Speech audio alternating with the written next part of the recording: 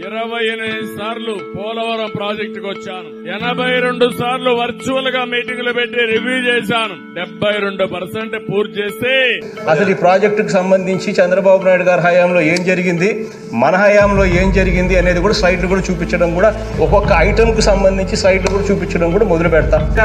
ఇది చంద్రబాబు నాయుడు గారి హయాంలో అప్రోచ్ ఛానల్ పరిస్థితి. ఇది మేము వచ్చే టయానికి ఈ మాదిరిగా ఉంది. ఇది మేలో అప్రోచ్ ఛానల్లో మేము పన్ను మొదలు పెట్టించి మేము పూర్తిగా చేస్తా ఉన్నాం. చూడండి ఎన్ని పొక్కులైనా కనపడుతున్నాయి చూడండి. అక్కడ జూన్ 2021కు మన అప్రోచ్ ఛానల్లోకి నీళ్లు డైవర్ట్ చేస్తున్నాం.